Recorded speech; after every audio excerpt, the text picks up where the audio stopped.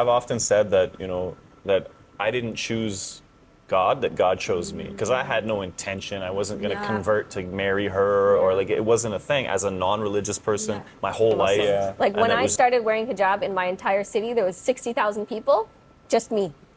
Nobody else wore hijab, just me. No, I felt very uncomfortable. Yeah, that's why I never wore it for most of my life. I never started wearing it till I was in my 20s. And then when I went, I heard the adhan, and it brought me to tears, and I don't know what it meant. This is Will and Sana Saleh, a very famous family from Canada that just moved to Malaysia and are making this beautiful place their home. And I'm here to ask them about why they chose Malaysia out of all the places, and the story is quite cool. How is their journey with adapting to Malaysian culture and Malaysian food going so far? And how is living in a Muslim country as Muslims for the first time shaping their identity? So tune in to listen to the stories of those two incredibly kind and cool human beings. Well, I will start with the question to set the context. Why did you decide to leave Canada and why Malaysia out of all the places? That's a loaded question. Yeah, so that's a very. It's a two-part question. It's a two-part story. That's. So why to leave Canada? Well, let's back it up. First, Malaysia.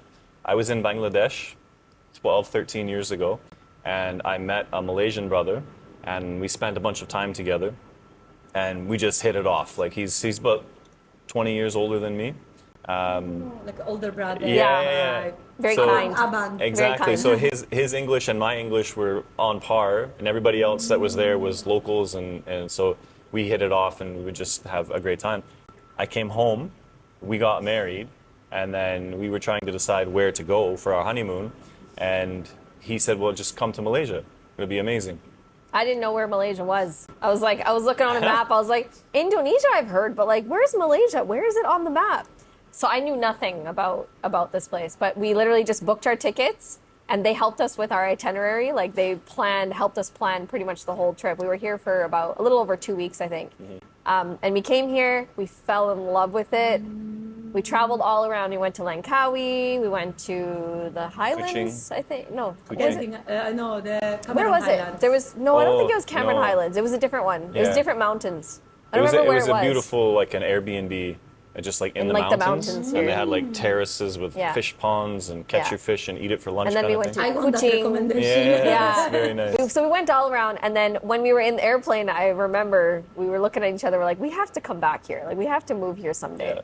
But it was just a thought. It wasn't like, oh, we're gonna do it. Now it was we are just like, planning. yeah, it was just a thought. And then we went home, and then we got pregnant with our first daughter, and then we just, we had kids. Life happened. got basically. in the way, yeah. Life happened. So it was just in the back of our minds. And then October 7th happened, and that's when we really started having that tough conversation about, should we continue staying here when the government is so complicit in what's happening, the politicians, everything. So then last year we decided, let's book a one-way ticket and just go and stay there for a few months and see what it's like with Because the kids. now we've got 3 kids, and her Yeah. mom lives with us, so we thought, we know that we would love to live here, but Yeah. they didn't have, They've they never always seen heard it. the stories, and actually the very first video that we ever made is not public, but it Yeah. was just our honeymoon kind of like A vlog. video. About vlog. Malaysia. Oh yeah, you weren't doing content. Yeah, No, no. it's just for us. Yeah. It's still private. So We've never shared it. We would always what kind do we of. need to do? I want to see it. Oh man, It's bad. It's so bad, Yeah. but it's good though. It's good. Yeah, so the kids have grown up kind of every once in a Watching it. while. We'll just watch that, and It's like a home video. Yeah. It's so grainy. The camera was terrible Yeah. back then. It's like 2014, 20. Yeah, 2014 Yeah. is when we came the first time. Yeah. So it's always been in their minds as well. Like Malaysia is that place that they went, and friends that they had, and so we just decided at that time, let's just go and check it out and see if they love it Yeah. like we loved it, and if we still love it. Yeah. And then Yeah. That's unbelievable. Yeah. So it took 10 years for the dream That's to right. materialize. Yes. basically. Yeah. Oh, wow. So we came last year. We came in February, Yeah. and we were here till like May, I yeah, think. it's like 3 months. Couple months. So we spent some time here, and we tried to live kind of like locals, like cook our own food, get an apartment. Like we weren't just ordering out all the time. We wanted to like really feel, Immerse yourself. yeah, like is When the she says food cook like good? locals, she means cook all the stuff she's used to cooking back home. Yes, that's what. That's what I meant. Sorry, that's what I Nothing meant. local. No, yeah. Give her time. What I meant was like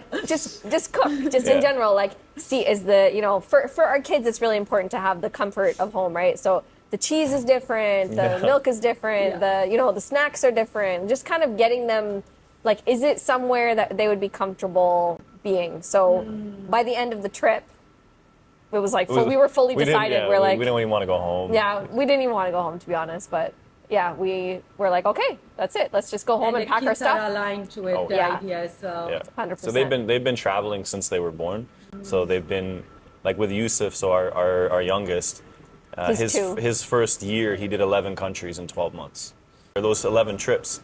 A lot of those were to refugee camps and humanitarian trips that they've grown up being a part of since we've been on social media. It's been a huge part of what we do. So being able to we do the vacation stuff and we do the family time, but we also give back as much as we can with helping use our platform to fundraise for less fortunate people. And so they've been able to see a big spectrum of the world already at such a young. I mean, Yusuf he'll look back and be like, wow. He won't even remember Canada. It's amazing, guys, what you do, and I think obviously it's an impact to the world, but the gift that you're giving your kids to exposure to the human values is just so missing in this world, and obviously you need to be privileged to be able to do that. Yes. But still use that opportunity to do so. It's like massive kudos. And the reason why you moved here, it also speaks volume. How you're not only suffering in silence like we all do, seeing what is happening, and way before October 7 as well, but obviously that's when the world got to know. Yeah. But you actually, didn't want to be close to the very complicit organizations and the country. Yeah. That's a extra mile, an extra step to take, and very admiring that, guys.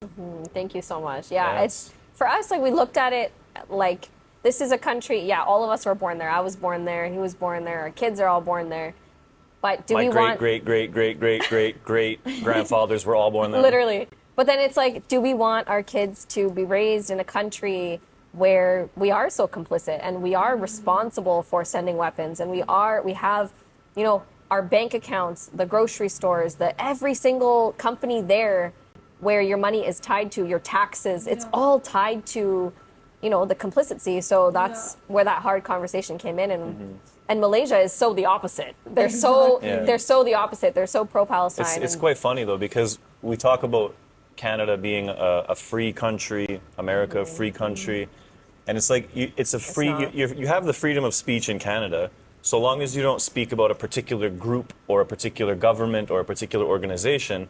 And it's like, well, how free are you really when the thing that is like destroying so much of just the whole modern concept of the world through everything that they're doing and buying off governments and everything else, we can't speak about that. But then you come to Malaysia, which doesn't have this kind of universal freedom of speech and whatever else, but yet you're free to criticize the things that you in your heart want to criticize, right? So it's just one of those things where we just decided, you know what, I mean, we're very vocal with what we do. Feel aligned with yourself and your values. So much. And then even just the environment, just, seeing people so freely express their love for Palestine and things like that. It's just part of our values, and it just aligns so much better with us. When your government refers to the flag of a people, the Palestinian flag, as a Hamas flag or a terrorist flag, it's like, what? Like you can't be who you want to be. You can't speak up for injustice. It's a reoccurring theme in the West where, unless the injustice is being done against their friends and people, it's like that's not actually injustice. Yeah. And then, of course, there's the bonuses of being here. The weather is incredible. We absolutely despise winter. So the thing is in Canada where we lived, it's honestly cold 8 months out of the year. Like you only really get summer. And that's being generous, that's to be honest. Nice, 4 months of summer? Yeah. No, it's not 4 months of summer. It's like 2 months of summer. It's a short day. Really short. Yeah. You wake up in the morning, it's long, dark. Winter's short. And then 4 p.m. it's dark. Yeah. So you only have light from 8 till 4, and that's a stretch because it's cloudy, it's gloomy, it's you don't really have a light. You just Yeah. don't No. have a darkness. Yeah, basically. Yeah, You're in exactly. darkness. Less dark and So more you're dark. depressed, you're cold. All you do is go from your car to your house and then your car to your school or car to work or whatever. I was always saying, like, for me, the autumn and winter period in Poland was hibernation. Yeah. It was just Basically. looking forward to the spring Yeah. and like later spring, because Yeah. early spring it's still the same. Yeah. And it's like you put your life on hold for a big chunk of your year. It's true. Just to like kind of flourish during the summer and then gone. And it's gone. Exactly. So we like our kids love to be outside. They like to bike ride, they like They're to kids. walk, they like They playgrounds. like snow. They'll play in the snow, no problem. That's fine, but when they get a I little don't want- older I and they don't have to want to. shovel it or they gotta, Yeah, you know, right. it's not fun. Like, and with our kids, you got boots, you got mitts, you got neck warmers, you got a toque, you got all these layers time that you you have get to done put on getting your just to clothes get to on, the it's- car, just to Yeah. get to the car. And then then in when the you car get you out of have- the car, yes. oh, it's just like. So we left all of our winter gear behind. We're like one wardrobe. That's all we need for Malaysia. Just summer. I know. So that and part's the been nice. predictability here, Yes. right? That you know, even if it rains, because that's the only change you Yeah. can That's actually it. Yeah. anticipate. Exactly. There are some tropical countries that when it rains, it can rain for like a day Yeah. or Yeah, two, yeah. right? Yeah. But in Malaysia, it's 1 hour and 2. I Your know. life goes Done. on. I know Yeah. it does. It clears up so fast. So Yeah. that part's a huge bonus. Second thing, halal food. Oh, the food here is amazing. And as Muslims, we can just go anywhere and eat. In Canada, we're so restricted. Maybe if that one restaurant in the whole mall we can eat at. Maybe, and that's only in Toronto, like where there's a lot of Muslims. If you go outside of Toronto, then there's no halal restaurants where you can eat. It's a struggle. You're very limited with like only having pizza or only having fish Yeah, or sandwich just with very cheese. Yeah. very basic food. Like so when we came here, we got spoiled. Where we, I guess, grew up in the West. So we just moved from Toronto. We've been there for the last 5 years, Mm-hmm. but we grew up about 5 hours north of Vancouver in the West. So like in the mountains, where There's nobody, Like there's- her dad is one of the first Muslims even in the city, and Mm-hmm. so they're like anything halal is growing up. Yeah. I mean, I wasn't a Muslim There was no growing meat. up, but There was no meat you'd have for to go. Muslims. My dad had to find a farmer, slaughter the animal, and then we would like take the meat, put it in our freezer for the whole year, and that's how we would Otherwise, live. it's a You can't just go to 5-hour the trip store to and buy Vancouver. halal meat. Oh, Yeah, it was a big that struggle. is unbelievable. It's a little bit different now. Now you can find halal meat in grocery stores, like chicken. That's pretty much it. Yeah. But yeah, it's a big struggle. So like as a Muslim, that part of it, just the ease of living, just going to the grocery store, just buying food, not having Yeah. to worry about that part's amazing. Not sitting there reading. Yeah, reading everything. Yeah, no, absolutely. I mean, Yeah, it's yeah. like It's a blessing. Zero, Yeah. zero There's worry. like Yeah. no stress. No Just, stress. You want to eat, go eat. You want what kind of food you want, go have that. Yeah. Like, Chinese Anywhere. food was big because I grew up as a non-Muslim, right? So Yeah. Yeah. like we didn't go eat out often, Yeah. like rarely ever. But when we did, it was usually like Chinese food, right? So then like in the West, it's just not good. Hard to find. Yeah. A lot of it is like Hakka. It's like a mix of Indian. It's not real Chinese Yeah. food. And then you come here, you're like, you want Chinese food? You have Chinese food. Yeah. You want Italian? You have it. Whatever you want. It's amazing. It's a blessing for sure. For kids especially, it used to be really hard to explain to the kids. Oh, like yes, you can order pancakes, but we have to make sure that they don't grill it on the same thing as the bacon, or like just like trying to explain. Now it's like, what do you want, honey? Okay, Yeah. we'll get that. Like, Yeah. All table, pick whatever. Yeah, yeah, you pick And whatever still, you want. it's chicken nuggets. I know. Yeah, at the end of the day, they're still eating chicken Just nuggets and chicken fries. nuggets. Yeah. Ah, it's so funny. Kids. Yeah, they like what they like. So the weather, the ease of halal food. Yeah. What else was like a big highlight that you didn't expect at all? Like a big surprise. I think, Before yeah. I ask you about challenges. Yeah. Yeah. Yeah. I think that maybe not so much a surprise, but just what we're used to in the West with taxation is just because I'm an aircraft maintenance engineer by trade. She's a social worker.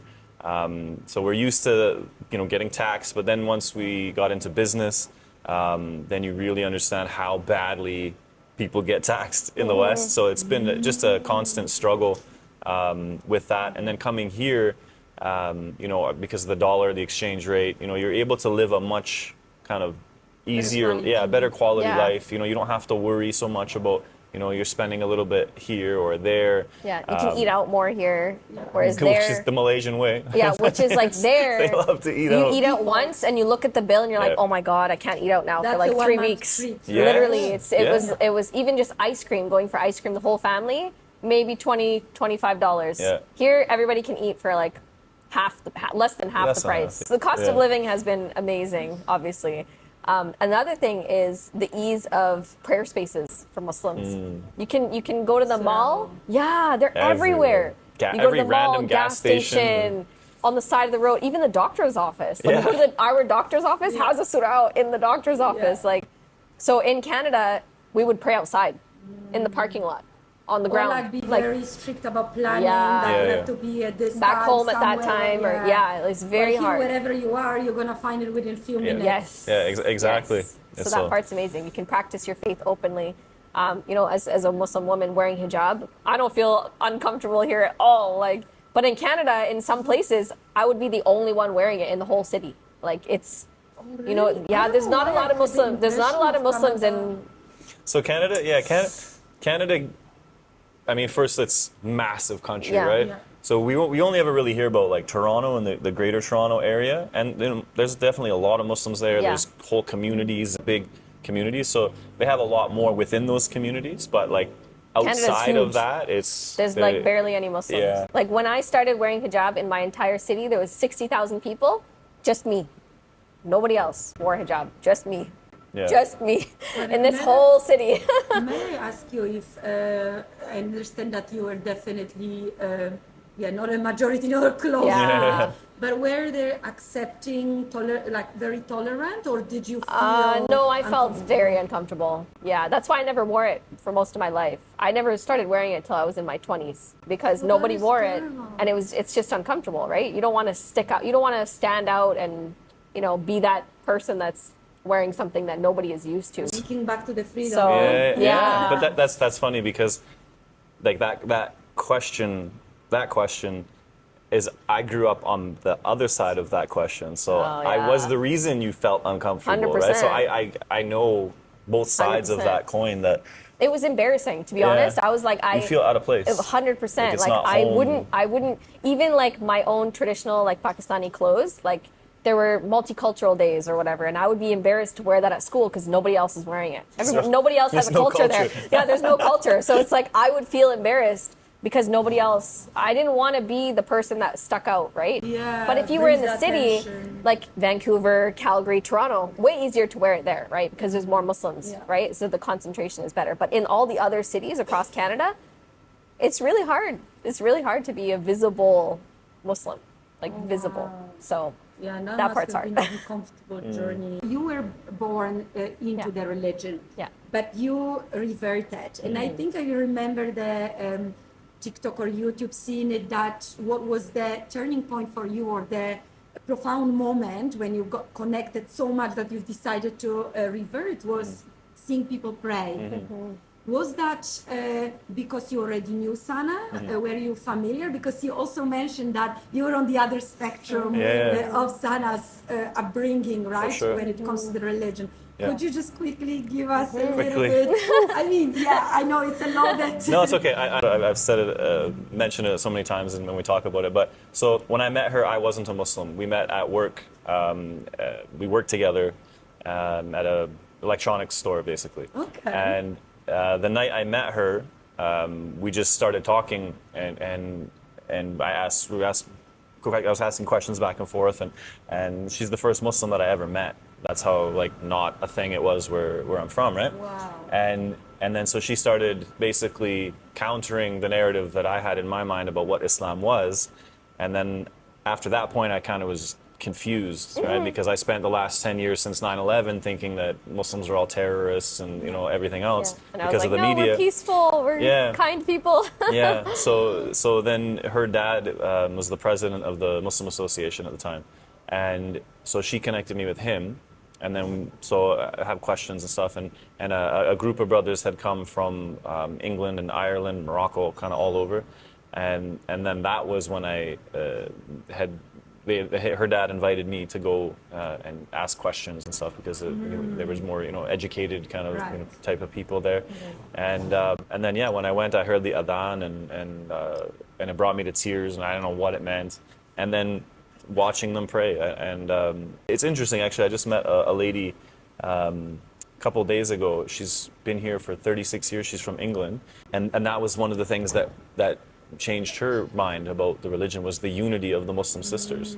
And that's what it was for me. When I saw them pray, I was like I'm seeing black people and brown people and light skin, dark skin, everybody in between, different languages, and even then the imam leading the prayer was like a teenager, but he had memorized the Quran, so he was the one who was pushed forward to lead, and he's leading her dad in prayer, and I'm like, this is so different than what I'm used to seeing with, usually it's the old pastor or the priest. I wasn't religious, but it's not the kids that are up that leading, the significance of the prayers. And so that was the moment for me, because I had bounced around a lot as a kid moving, and I didn't have like a group that I kind of grew up with of friends, lots of friends all over, but no like solid, you hear, exactly. So when I saw this, I was like, this unity is zero judgment. That's for me. That's what I've been looking for in my life, and obviously there's a lot of other things, but that's kind of the condensed version. To connect to the religion, because when it moved you, it's something deeper than just a rational decision, right? I've often said that that I didn't choose God, that God chose me, because I had no intention. I wasn't going to convert to marry her, or like it wasn't a thing as a non-religious person my whole life.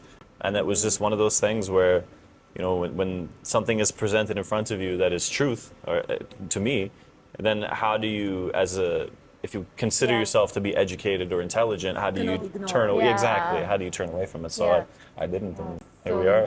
Amazing. Wow, beautiful story, really beautiful story. And I'm gonna now get back to what you were mentioning about the things that you appreciate about Malaysia. What were the things that you felt challenged with, or you're still feeling challenged because you are still at the beginning of the journey here? One of the things was how tricky it is to get a visa. We didn't realize that in the beginning. We're like, oh, we're Canadian. This should be easy to get, come here. We'll figure it out. Oh yeah, it was like a learning curve. Like even we came here on a work visa to start with, but even that took like 6 months. We thought it was going to be a quick process. No, there was a lot of back and forth, a lot of paperwork. Even when we left to Thailand to get the visa, reinstated, it took a lot of time. Like it's more complex than we thought it was. So that part is a little bit, especially hard. When you are with family, you need that stability and clarity what is going on. For sure. Because maybe if you just guys were two together, it's like, okay, we can leave, come back, no problem. Second thing is, in Canada, we're so used to like living a certain way. The houses, they have, certain codes and standards and construction builds, and like, it's definitely not the same here. We learned that the hard way. Like when it comes to the houses here, the standards are just not the same in terms of the builds. A lot of corners cuts, and through our experiences, and through people commenting on our videos and stuff, because we've mentioned this before. It's a lot of it is because the workers, they're not Malays, they're brought in, and they're laborers basically. They're not specialized, tradesmen like back home. You have, you're going to be a plumber, you have to be certified. You have to be certified. Exactly. So same thing like in Europe, how it's. I have friends from Germany who are like master butchers. Like they literally. Like they're in grade 6 and 7, and like I'm gonna be a butcher, and then that's where they go to school. Like from that, So you can tell that it's a hard thing. Things are just sloppily put together, which lets the lizards in and the cockroaches and the XYZ. Just like, and you learn that the hard way. And there's like, you look at the windows and there's huge gaps in the wall, and like, how did this happen? Like, how does this just pass? It's like things are not level. Like, things should be like 90 degrees, and it's like this, and like things are just not straight. So that's kind of something that we've learned is like things are just not going to be exactly the same as what we're used to in Canada, which is cockroaches, fine.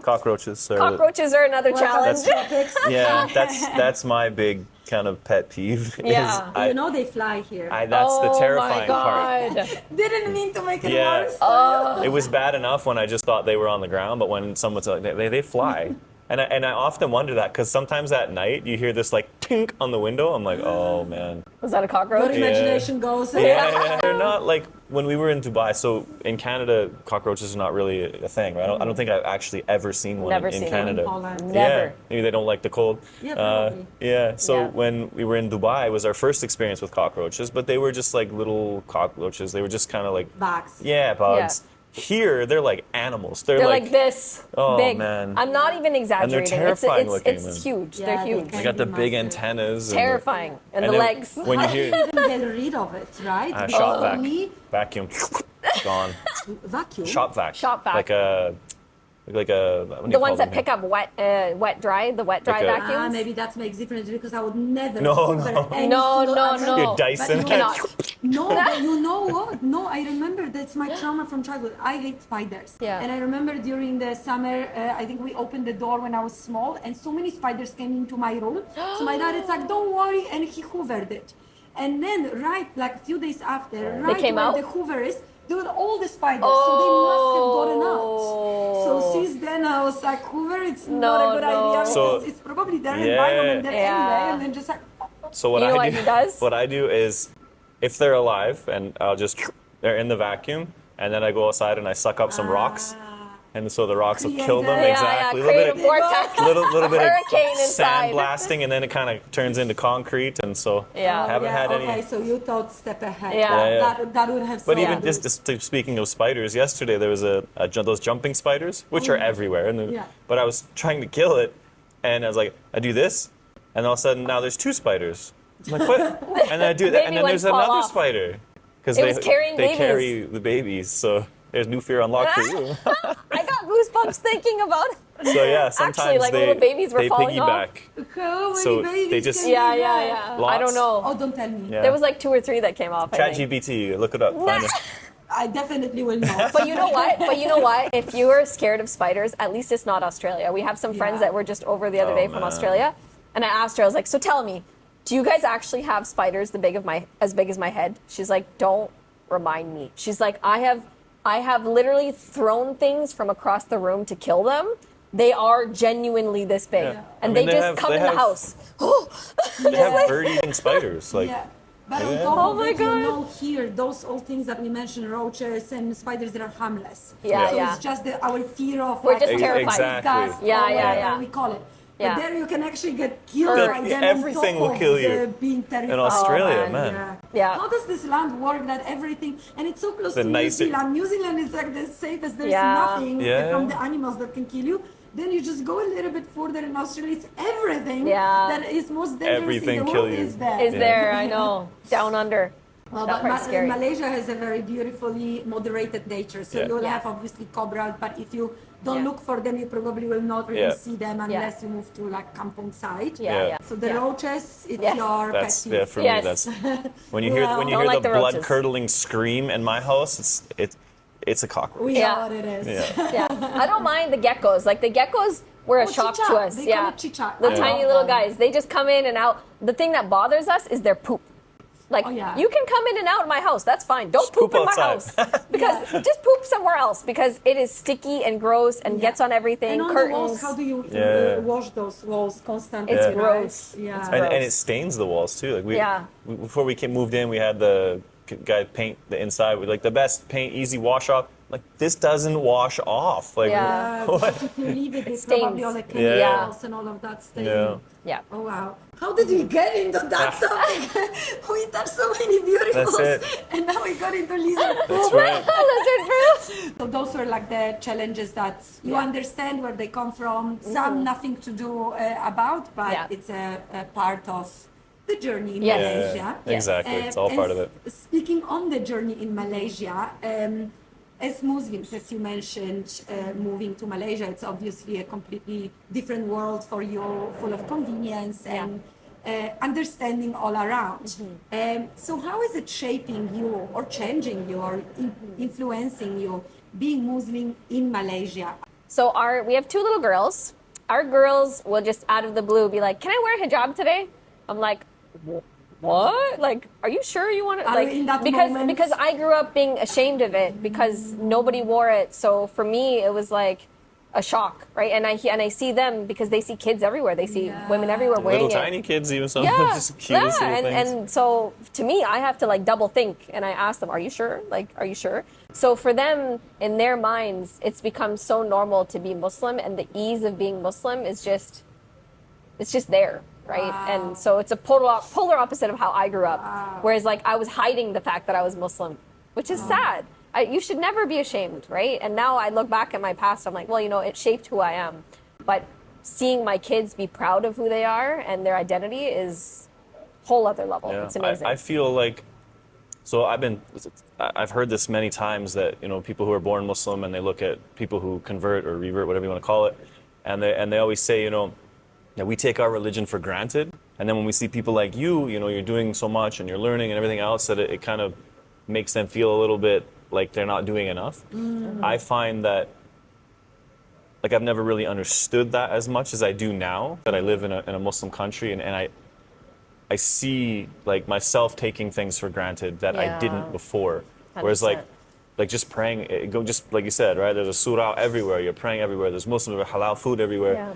That it's not that it loses its importance, but you just become so complacent, like, that it just doesn't have the same, like, for back home, right?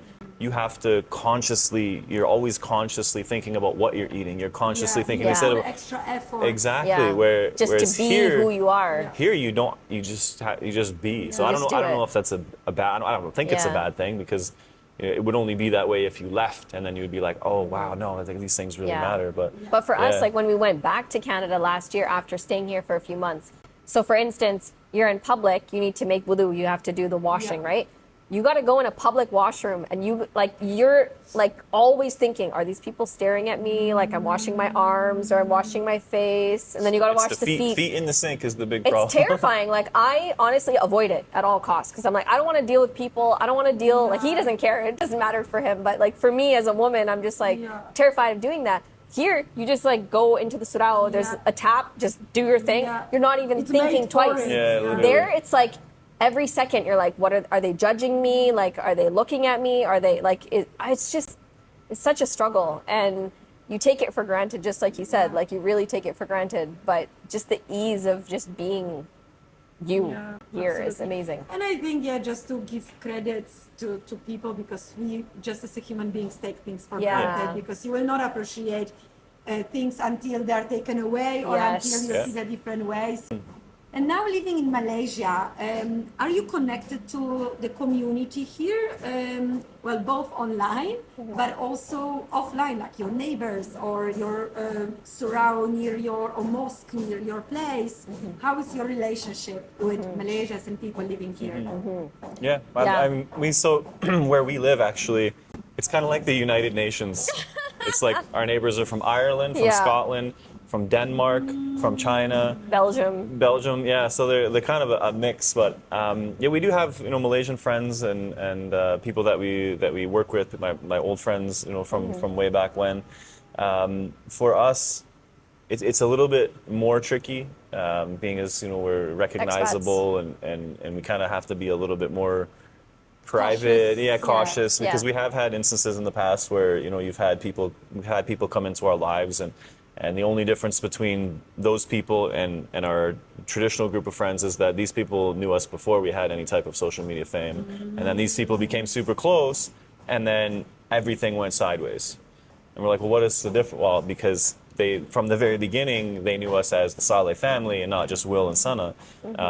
And so we're very particular, and for the sake of our children, because in that particular instance, I mean, our kids were friends and we had traveled, and so we have to be very careful and not, in protecting them. Correct. Not to make their life about it. Yeah, exactly. for sure. But it shouldn't be affecting them. Yeah. That's For amazing sure. that you're very Yeah. mindful, because it's probably not easy. Yeah, for it can sure. be a little bit Especially challenging in at Malaysia, when times. people are so open and friendly, Yes. because in the West, you can just say sorry, no. Yeah. Yeah. And you can be that. But in Malaysia, I don't think any of It's us hard. would ever do I know, anything it's hard. like that. People are so sweet here. Yeah. So before we even moved here, there's several families from Canada, the US, the UK that were kind of thinking of moving here, and most of us have ended up here. So we have our own little expat community of people that we've now made friends with. So a lot of our friends are expats. A lot of them are from Canada or from the UK or, you know, from the States. And our commonality is we left to move here. So we're like, we already can relate. And then also it's really nice for us because we can talk about Canada, we can talk about back home, and it's just nice, like the community we've built here. It's actually so interesting. And the world is such a small place that, so a couple of months ago, we had some people message us, friends from way back home. So, you know, this brother who literally was around her since she was born back home, like her dad's friend, like her, you know, and so so he said, hey, we're coming to Malaysia. You want to come visit? And we said, that's amazing.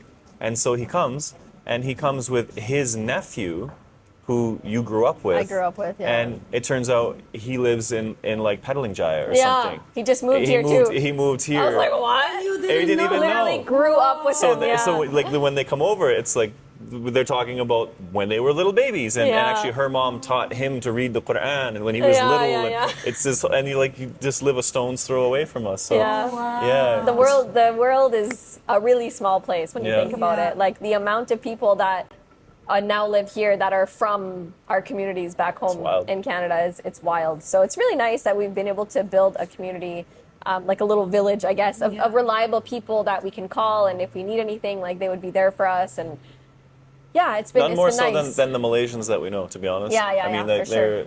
Malaysian people in general are so soft and kind and humble, and like if you need something, like they're there for you. Like you don't have to. It's not like there's no. You know, like in Canada, it's like, but I did this for you, but you know, like 3 years ago, so transactional. Yeah. It is true. But it's a real here, thing, people right? don't expect anything back. they're just is genuine nice. people. Yeah. That's why one of the reasons why I just love being here. It's the people in general. Absolutely. Yeah. So actually about this fame topic that you mentioned, because you are super recognized on the streets. Do you have any funny situations that happen in Malaysia to you because someone recognized you? But here's the thing about Malay people. Malays, they're so soft and quiet that they'll leave comments on our YouTube videos. I saw you today, but I was too nervous and I didn't want to bother you. I'm like, you guys are so sweet. Like, because in Canada, everybody just comes up to us, like just anywhere. I could be eating with a whole mouthful of food. Hey, can I have a picture? And someone's like, can I take a picture? But here, it's like people are so sweet that you see it a lot. They like, won't, I mean, it's kind of our own maybe shyness, or sometimes you're not in the mood to talk to people. I mean, sometimes you're not having a good day or whatever, right? But you'll be walking, and then you hear gasps. Well, you'll see the happens all the time, and we just or someone doing this. Very funny. Checking this. And sometimes are you the same is this person? you? Yeah. No. Oh. I've had one guy. I think it was IOI. He's like, oh, are you Will? Are you the Saleh family? Is this you? I was like, no. I get that. Never heard of them. Yeah. Oh, similar facial features, maybe. But this is true that Malaysians are very respectful, very. Sometimes shy as well. So they don't want to, first of all, impose. But also they are not sure, if they should and how to do it. Less definitely direct or aggressive than in the West. So you've been already doing content in Canada, and now you obviously continue that journey in Malaysia. Any major differences apart from people recognizing you on the street and how they act on it? Anything else, like a big difference that you've noticed doing content, making it as a business? Canada versus Malaysia. Biggest thing, we have to be very careful with what we say, because there's been times where we've said something about politics or anything to do with anything that could offend someone, and people have been like, take this down. If you can't, you will get in trouble here. Like you can't. It's not open. Like it's not. You can't. It's not as open. Apparently, than people Canada. have been deported for speaking about the government, like expats and whatnot. So, of course, we're always trashing our government because we have the freedom to do that, right? Even though we're not allowed to speak about somebody else. I mean, it's just our opinion, right? But here we feel like we have to be very restrictive with our opinion, because it might offend somebody, and it's gotten us in trouble for sure. Once or twice. But I mean, for me, it's it's not a negative. Or that part, yeah. But the coolest part is that we don't have to wait 4 months to go outside and just film content, right? Like in Canada, yeah. we're here. We're free whenever, Yeah. where, other than the 1 hour rain. Who cares? Yeah. You Yes, don't- exactly. There's like only inside and inside Yeah. and inside for like 8 months. Yes. Here it's like you can do whatever you look want. at our content. It's like, okay, we're standing in front of this wall for 6-8 months. Okay, And then now it's and summer, then we're let's go outside. Yeah, Let's go crazy. exactly. Let's go to the kitchen. Exactly. Yeah. That's how it was in the Basically, beginning. The gray wall. 100%. We had a gray wall that was famous. It made us famous. The gray wall. Yeah. It was just one wall, and we recorded everything in front of it, and that's all we had. You do what you have to do. I know. but That's it. Now it's the Now we can go ocean of outside, choices. Exactly. walk around. Like Yeah. our content is so much more diverse that way. Yeah. So yeah, that part's been fun. Absolutely. Do you already notice any changes in you as a person, as a parent, as a Muslim, that Malaysia affected you? 100%. I have more energy to do things. I feel like I'm more motivated. Says the lady who doesn't sleep. I don't sleep, but if you notice, I'm more energetic in terms Sunshine. of like I feel good.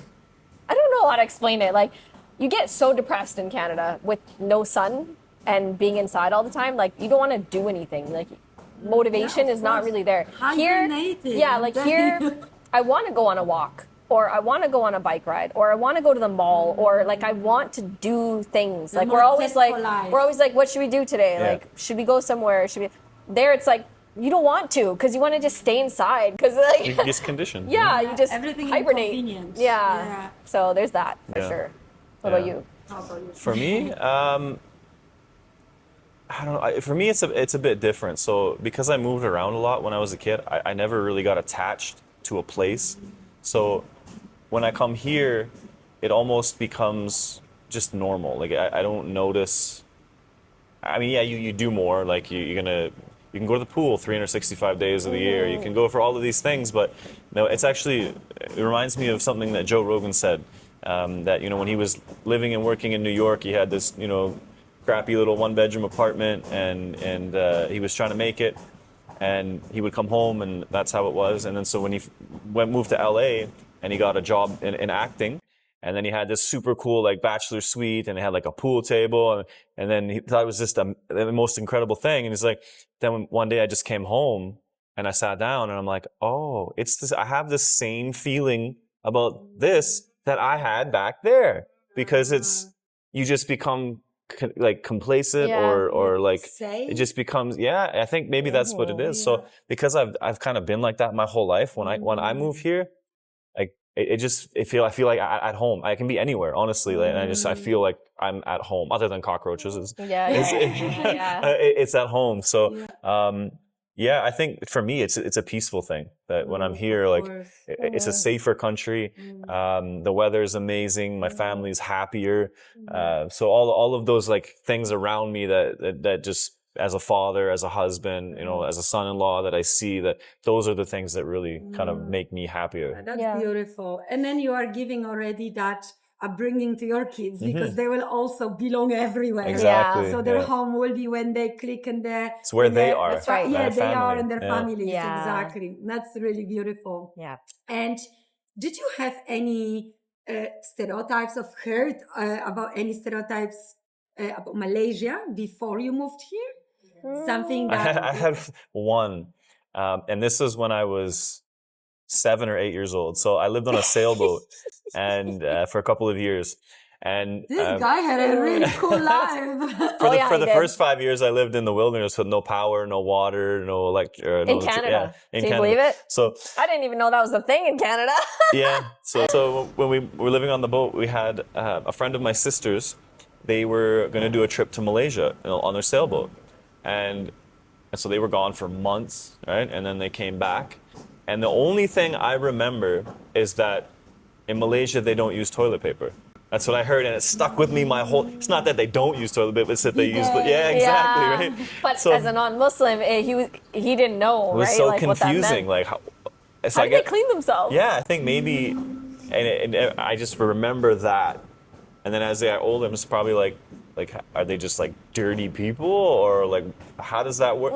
And then you What do become they Muslim and you use? understand, like, oh, okay, that Oh, makes it's sense, bidets, right? yeah. So It's so funny that's the when only you thing. take something out of context Yeah. and put that information Exactly, out there. exactly. The And it stuck with me interpretation for like 30 years. Like, Yeah. like they That's don't so use funny. No, that's not how it works. But yeah, Yeah, just as a yeah, kid, yeah. that's probably the only thing I can think of. Yeah. That's so hilarious. I don't think I had any stereotypes other than I didn't know where it was. Like from one before we came on our honeymoon, I was like, where is it on the map?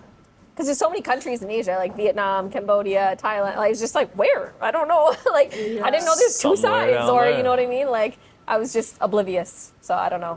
Other than that, I think the biggest concern I had was, are there natural disasters? Because you always hear Indonesia takes, has the earthquakes, has the Tsunamis. volcano eruptions, has the tsunamis, has the, all these things.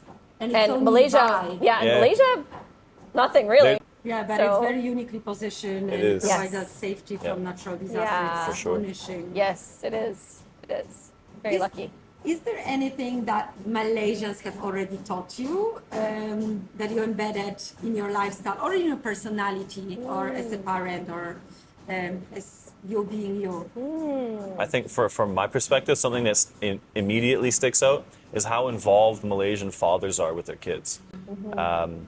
Even like last night, we're at the mall and like dad's just got the baby, and you see it so often that dads are like wearing baby carriers, and they're so involved True. Yeah. that you don't see that anywhere I've ever traveled. In the West, Arab especially. countries are It's usually the just moms not that are a always thing. the moms. 90% I mean, for of- us, it's different because as like a family unit, Will has always carried the babies. Like in all of our babies, I usually don't compared to like him. He'll carry them more often. But for us living in the West, that was like an anomaly. Like, oh, there's a man carrying a baby. It's just weird. But you come here, it's like the norm. Yeah. Like it's normal. You see more men wearing Yeah. a baby carrier than you do women. Yeah. Such So an as a- interesting observation. You are Yeah. right. I noticed that it never clicked because I'm not a mother, so Yeah. I never Yeah, even yeah. put it. But now when I think about it, it is true. Even They're in the very shops, involved. you Everywhere. see the kids very often with Yeah. us. Yeah. So Yeah. that for me, that's like I'm at home. It's like validation yeah, for you We're the same. now you're the same. Yeah. I've done it right since Yeah. Exactly. I Yeah, just that was in the part's wrong nice. place. That's all. Yeah,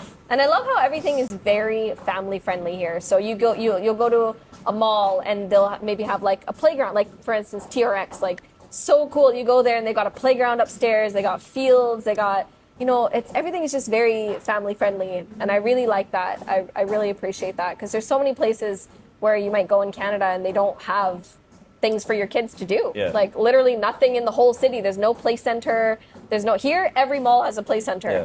Pretty much. There it's like very hard to find. We can spend Kids. way Yeah. more quality time For with sure. family. And, Yeah. and that on that note, something that I think Asians in general do way better than we do in the West is that they don't exclude grandma and grandpa. Like Yeah. they're such a part of everyday that. life. I'm not sure, but I think Europe probably is better than the West because the West it's like Poland is because it's still more on the Traditional, east. It's right? not very Yeah. there you go. So it's a bit There In the you West, go. different. in the West, you have all the grandparents just in grandparent old folks' homes. Yeah. Whereas here, like we met a friend last night, a friend of ours' sister, and their whole family was together, and the mom was in the wheelchair. She was old. Yeah. But they're just like going through the mall with her, and it's just beautiful. It's just I a love part it. I of it. love, like growing up.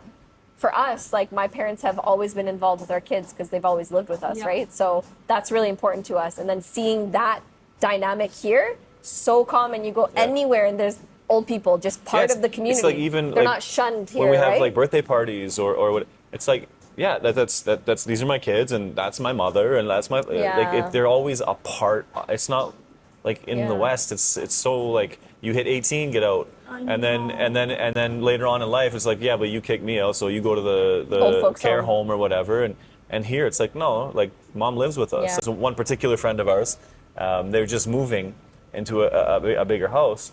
And I said, have you guys moved in yet? It's been a while. And he said, no, we have to put an elevator in because the kitchen is on the second floor. It's too hard for my mom. So Who doesn't live with beautiful. them, I but love it. lives I with his love it. sister. Just Exactly. Yeah. So it's a So really nice. beautiful thing, especially for the kids to grow up seeing. Yeah. as opposed to like I only saw my grandparents a couple of times in my entire life, you know. So And that usually side they're of it on their is- own. That's the thing. Is like Yeah. I have to go visit my grandparents. Yeah. They're not part of your true, community. So true. But Yeah. yeah, for me, it's absolute. I don't know. I've always had a very massive soft spot for older people. Yeah. Because it's just so unfair. Like, know. what is going on? How Yeah. can you reject? So this person gave the life. Yes. Literally raised you, Yeah. been there with you. Now, since they are a little bit more problematic, sorry. That's it. I know. Like this is the most know. awful thing that can happen, and yet it's so accepted on the like normal Yeah. level. It's not even a outside. thing to think about. It's so heartbreaking when I see older person alone somewhere struggling. My heart just I know, same. shatters. Same. When I So was younger. ugly to do that, right? As a human being. Yeah, Oh, when I it's- was younger in high school, I did something, it's called candy striping. And basically, you're a volunteer. So once a week for 2 or 3 hours, I would go to the hospital, the local hospital, and I would literally, my job was to sit with old people and just talk to them. Talk to them, play cards, paint their nails, feed them dinner. Because nobody was there. Their kids don't visit them. Literally. so It was so beautiful. sad. So I did that for like 4 years, I think, like 3 or 4 years. Every single week I would go and do that. And here that culture is so it's Yeah, not- well, that right whole now, that whole thing is unheard of. it 'cause is that whole No, concept. why would you have? They go to They the live next with- room. yeah, Like mom's they there. live- Like, Yeah. Like my mom lives with us right now. My kids are with her. So I honestly truly believe that they stay younger when they're involved with 100%. kids because she's on her feet, she's walking around, she's feeding them, she's playing with them. absolutely. Literally always, she's so involved with them. Yeah, like when it's she's with them, like physical, but it's also the purpose, right? And still being needed. And Yeah. I think everyone needs that. Yeah. But 100%. older people, when they are already a little falling off that, being needed at work, being needed at Yeah. this, kids are grown up.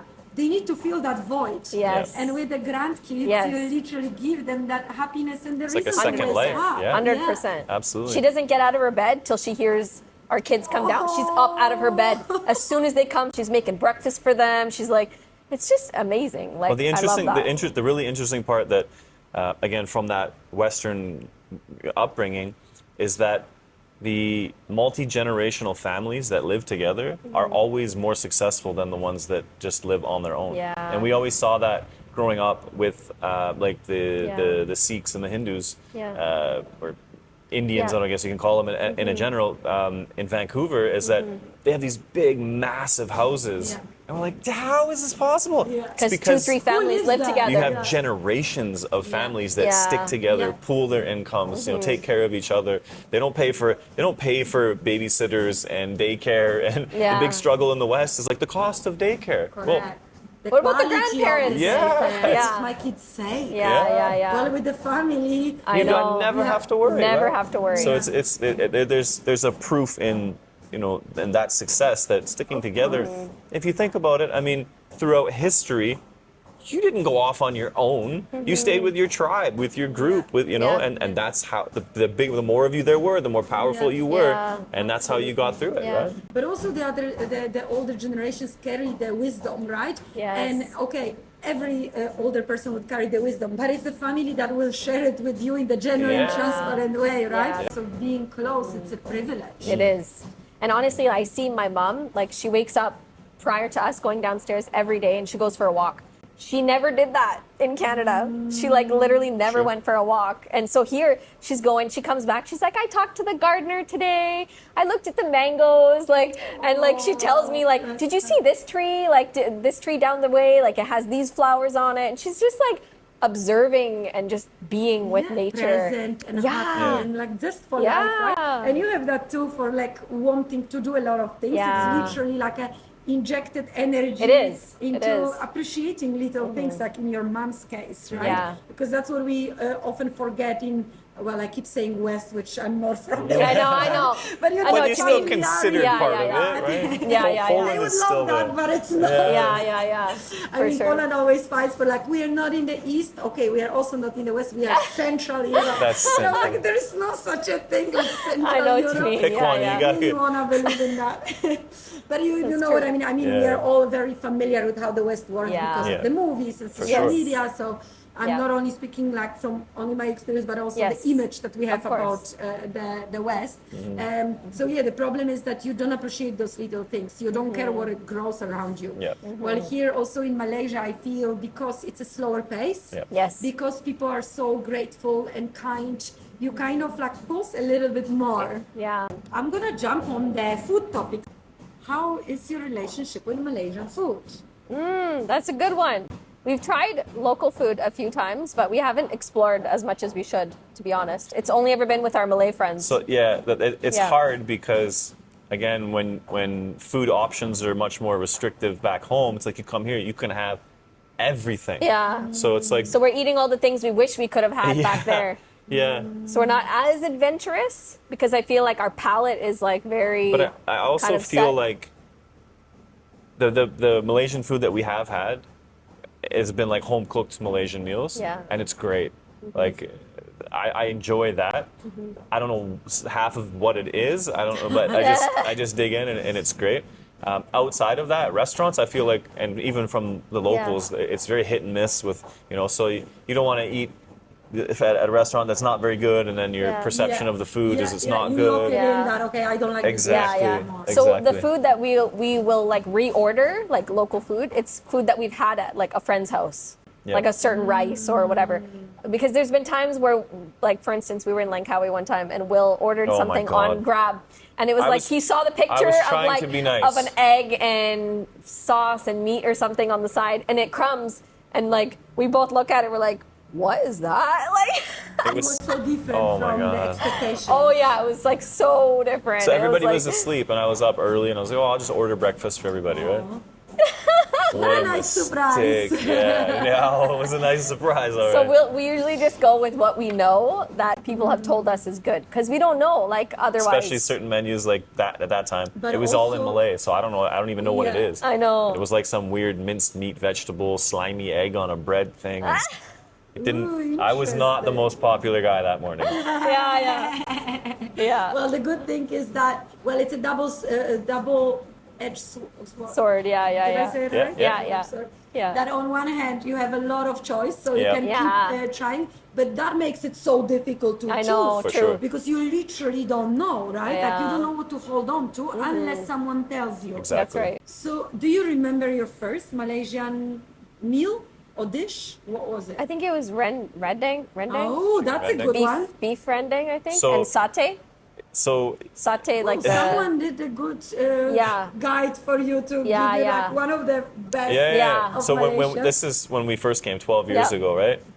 I don't think I touched Malaysian food at all, not even once when You we were did here. towards the end, didn't you? No. You didn't have It was the. burgers and fries Oh, and yeah, pizza. yeah, and, yeah. And 'Cause she's he like, wanted all the she's stuff. like, okay, what's good? What's the Yeah. I was like, no. I remember So- though there was one dish. This is on our honeymoon, and they brought it out, and it was like little fish, and I could see their eyeballs, and I was like, oh, I cannot. If I see your eyeballs, I cannot. I can't. I we too cannot. connected now. I don't know what it was, but other than that, yeah, like Satay was we probably really the like. first for me. I love satay. Yeah. The That's peanut an sauce. easy introduction, Exactly. Yeah, Yeah. it's good. Malaysian It's food. so good. Yeah. Anything that you've tried apart from this mysterious dish Yeah. The mystery breakfast. that you can put the name to it, but you know this is just not your thing. Because you know Malaysia has a lot of very bold flavors Yeah. Yeah. and very interesting stuff. Yeah. Yeah. I think Like it was. durian.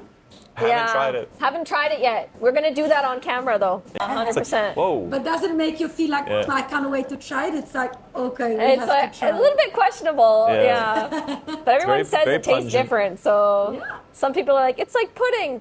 Some people are like, no, it's definitely not pudding. It's like custard, or I don't even know. But Yeah. there was no so far like a dish that you're like, instead of, Just the fish with the little With the eyeballs. eyes. Yeah. Yeah. have you ever tried cooking Malaysian food? I've personally not tried cook. Oh no, I did once. I tried making that fried rice with the I don't know if I hot don't- dogs. I think Chinese people might I be tried offended it if you think once. that Malaysian I did is try fried to make rice. a certain Or fried is rice. Malaysian. I think it was called Beckham fried rice, or yeah, I can't remember. Beckham fried rice? David Beckham? Yeah. Victoria? No. Yes. I know. I tried making that once, but it didn't turn out. So I just ordered it instead. Yeah.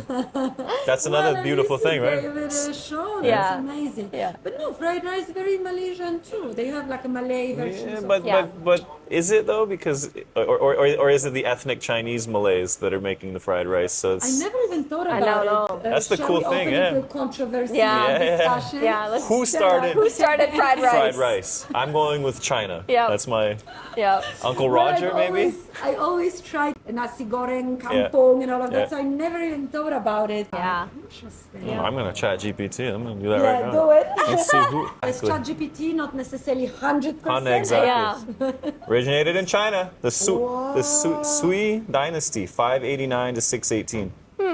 All There right. you go. I win. There you go. Okay, well, but Malaysia made it That's their exactly. own. Yeah, they made it better. Exactly. I'm sure they don't have it nasi goreng kampung. Yeah, Exactly. And with all the Malaysian sambals, Yeah. it's different. Yeah. Absolutely. Everybody has their own, I'm sure. So. Yep. I'm gonna ask you a last question, since you have a big audience and you have so many people that look up to you, follow you, talk to you, engage in a conversation with you. What do you want, if you would have to pinpoint of the most important element or message that you want people to take away from your content, what would it be? You want to go first? Sure. I got to think about that one. The most important I message love how from that. It's like I have to talk. I got to Yeah. think about this. you go ahead. You don't Yeah. need to think. You don't think about anything. Yeah, yeah. You go. Probably the biggest takeaway for our content is we've really tried, because we have such a vast audience of different types of people, different religions, different cultures, different ethnicities. We've always tried to really humanize Muslims to the world, and that's the crux of our content, in showing people that, you know, as you know, someone who lives here and from Poland, Muslims are just like everybody else. They're just different in certain aspects, but no different than, you know, a Polish person to a Chinese person to an Australian. We're all different. Yeah. We all have our quirks, but at the end of the day, you know, it's not different in a bad way. Cultures, you know, cultural differences aren't a bad thing. You know, certainly religion differences, that's what make the world what it is. Skin color is never an issue, or it should never be an issue. Language, all of these things. And yeah, for the biggest takeaway is that, you know, Muslims are just like everybody else. We have families just like everybody else. It's a normal thing. Although we may do things differently than other people, we see that as, you know, if you're doing something different, who's actually doing different? It's the person who's different than you is doing something. That's what they do. It's not different for them, right? And yeah, just kindness and compassion for other people. That, you know, and an interesting just short story on that is, you know, we as Muslims, we believe, you know, not judging other people, right? That judgment is from God. And I think, as a whole, in terms of religion, you know, if you believe in God, you believe that final judgment is from God. That, you know, there's been many instances, two that come to my mind since we've been here. One, we were at IKEA or whatever you want to call it, and the security guard stopped us right after we had checked out, and he's like, "Can I see your bill, please?" And he took the bill and he kind of walked away, and he was like examining it. And we were like, what is, like, we got kids, we gotta go. Like, what is this guy's problem? Yeah, I was like, is he paying for stealing something? And I What's remember, wrong? like, I was just let it, just hang on, let's see. And she's getting mad, she's like, the kids are hungry and all this. And he comes over and he gives it back, and it was a coupon for a free ice cream. For our little guy. And I was like, oh my God, here I am judging, thinking that he's judging us, when all he wanted to do was see the receipt and then write up a free ice cream cone. And then there was another instance, we were ordering fast food at the display things, right? And there was this father and his kind of teenage son in front of us, or in front of me. She wasn't with me. And then they finished, and then the kid turned around, like, right in my face, and then he, like, snapped his fingers at me or something. And I was like, I'm gonna punch this kid. Like, instantly, I'm like, what is this guy? But I was like, no, hang on, take a second. And then I realized he's special needs. And I felt like such a jerk inside for that second, that I'm like, no, just pause and let the situation play out. Don't just jump to conclusions or judge people. You know, and that's really what our content is all about. It's about, you know, so beautiful. humanizing people, not just Muslims, but people in general. We're all human beings. We're all on this seemingly smaller and smaller planet, you know, and we've all got to get along. We've all got to, you know, do the best that we can and bring peace and something good to humanity or society. But you've had enough time. So for me, I would say our channels and our social media, it's a reflection of our life. So I think of it like a journal, like a video journal. And to be honest, like we'll go back through videos with our kids and they just like to watch them because, oh, do you It's like remember that home trip? movies, right? Oh, do you remember that, that thing that we did? We went to this fair or whatever. So for us, it's like a journal, but for other people, it's like watching a show that, it's a family that they watch and they just get to see what daily life is like, right? So that part's really special to us. And the second thing is we have a platform. We built a platform, a quite large platform. But to us, giving back was a really big thing. And so we talk about humanitarian causes all the time. We've done so many different projects around the world, whether it's building water wells in villages that don't have running water, taking refugees from tents to homes, and currently, fundraising for food relief in Gaza, all of these different things. And we're constantly reminding our audience, like, yeah, we have a good life, but we got to remember about other people that don't. And so that's one thing that we have to, appreciate is our community has always come out, no matter what, to build on these causes and to engage in these causes. And we've made such an impact around the world just from our community. Like we can't do anything ourselves. And that's the amazing thing is all these projects happen because of our community. So but they happen because you give so yeah, much. So it's but it's a thing. It's a thing we have with our audience, right? Like we bring them the campaign and then they are the ones who help us fundraise and donate and then we're able to do these things together. And truly it's so amazing to think like had we not started this 5 years ago, like would those people have water? Would those people have homes? Would those people have food? Like it's crazy, like the ripple effect. So that's something that I really appreciate about our community and we're just going to continue doing what we do. That is so beautiful, and you guys seem to be exactly where you should be. Definitely. And it seems like you are doing everything right, and you are so cool with it. Really, thank you guys so much for the time and for explaining and beautifully putting all your thoughts into words. And on behalf of the community, for what you do to those less fortunate or those that are currently in trouble, and that you always committed to that and put priority on this. It's very inspiring and beautiful. Thank you guys so much. Thank you for having us. Thank you so much for having us. So nice. It's been fun. Yeah, I'm super happy to have this conversation and open it up and be part of your community now. So thank you.